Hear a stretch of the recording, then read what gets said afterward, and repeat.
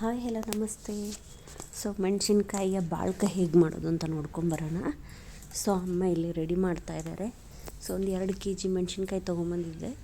ಹಾಗೆ 1 kg ಆಗುವಷ್ಟು ಹುಣಸೆಕಾಯಿ ಕೂಡ ಇತ್ತು. ಹಾಗೆ ಹುಣಸೆಕಾಯಿ ಇದ್ದರೆ ಇನ್ನೂ ಚೆನ್ನಾಗಾಗ್ತದೆ ಬಾಳ್ಕ ಅಂತೇಳಿ ಇವತ್ತು ಬಾಳ್ಕ ರೆಡಿ ಮಾಡ್ತಾಯಿದ್ದೀವಿ. ಅಮ್ಮ ನೋಡಿ ಮೆಣಸಿನ್ಕಾಯಿ ಕಟ್ ಮಾಡ್ತಾಯಿದ್ದಾರೆ. ಮೆಣಸಿನ್ಕಾಯಿ ತುಂಬ ಉದ್ದ ಇದೆ, ಅದಕ್ಕೆ ಅರ್ಧ ಭಾಗ ಮಾಡ್ತಾಯಿದ್ದಾರೆ. ಸೊ ಆದರೂ ಫುಲ್ ಇಡೀನೇ ಹಾಗೇನೆ ಇಡಿ ಅಂತ ಇದ್ದೆ ನಾನು. ಸೊ ಈ ಥರ ನೋಡಿ ಮಿಡ್ಲಲ್ಲಿ ಒಂದು ಸ್ವಲ್ಪ ಭಾಗ ಮಾಡ್ಕೋಬೇಕು.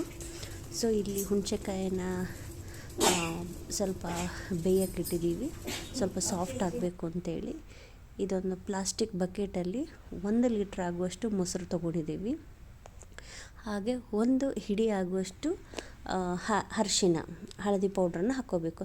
ಈಗ ಗ್ರೈಂಡಿಗೆ 1 ಹಿಡಿ ಆಗುವಷ್ಟು ಹುರಿಯಕ್ಕಿ ತೊಗೊಂಡು, ಅಂದರೆ ಮಂಡಕ್ಕಿ ತೊಗೊಂಡು ಅದಕ್ಕೆ 1 ಹಿಡಿ ಆಗುವಷ್ಟು ಮೆಂತ್ಯ ಕಾಳನ್ನು ಹಾಕ್ಕೊಂಡು ಗ್ರೈಂಡ್ ಮಾಡಬೇಕು. ಹಾಗೆ ಅದಕ್ಕೆ ಉಪ್ಪು ಕೂಡ ಸೇರಿಸ್ಕೋಬೇಕು. ಗ್ರೈಂಡ್ ಮಾಡುವಾಗ ಕಲ್ಲುಪ್ಪು ತೊಗೊಂಡಿದ್ದೇವೆ. ಇದನ್ನು ಹಾಕ್ಕೊಂಡು ಗ್ರೈಂಡ್ ಮಾಡಿದ ಮೇಲೆ ಇದೇನು ನಾವು ಮಿಕ್ಸಿ ಮಾಡ್ಕೊಂಡ್ವಲ್ಲ ಅದನ್ನು ಮೊಸರಿಗೇನೆ ಹಾಕ್ಕೋಬೇಕು. ಇದು ನೋಡಿ ಹುಣಸೆಕಾಯಿನ ನೀಟಾಗಿ ಕೂಡಿಕೊಂಡು ಅದನ್ನು ಸೋಸ್ಕೋಬೇಕು. ಸೊ ಇದು ಈ ಹುಣಸೆಕಾಯಿ ಇದ್ದರೆ ತುಂಬ ಚೆನ್ನಾಗಾಗ್ತದೆ. ಮೊಸರು ಹುಳಿ ಬರೋದಲ್ಲದೆ ಈ ಹುಣಸೆಕಾಯಿಯ ಹುಳಿ ಇನ್ನೂ ಟೇಸ್ಟ್ ಆಗ್ತದೆ. ಇದು ನೋಡಿ ನೀರನ್ನು ನಾವು ಸ್ವಲ್ಪ ಬಿಸಿ ಮಾಡಿ ಇಟ್ಕೊಂಡಿದ್ದೇವೆ.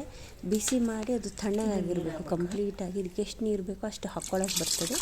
ಈಗ ಒಂದು ಸ್ವಲ್ಪ ಹುಣಸೆ ಹುಳಿದ್ದು ನೀರಿದೆಯಲ್ಲ ಅದನ್ನೇ ಹಾಕ್ಕೊಳ್ತಾ ಇದ್ದೀವಿ ಇಲ್ಲಿಗ.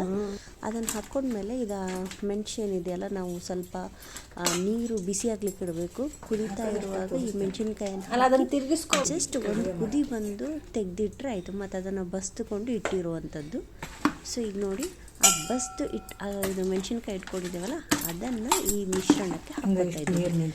ಸೊ ನಾವು ಎಲ್ಲ ಕಂಪ್ಲೀಟಾಗಿ ಇದಕ್ಕೆ ಹಾಕಿದ ಮೇಲೆ ಮೇಲ್ಗಡೆ ಒಂದಿಷ್ಟು ಈಗ ಕಾಣ್ತಾ ಇದೆಯಲ್ಲ ಅಷ್ಟು ಅಮೌಂಟಿನಷ್ಟು ರಸ ಹಾಗೇ ಉಳಿಬೇಕು. ಅಷ್ಟು ನಾವು ಕ್ವಾಂಟಿಟಿಯಲ್ಲಿ ಮಾಡ್ಕೋಬೇಕಾಗ್ತದೆ.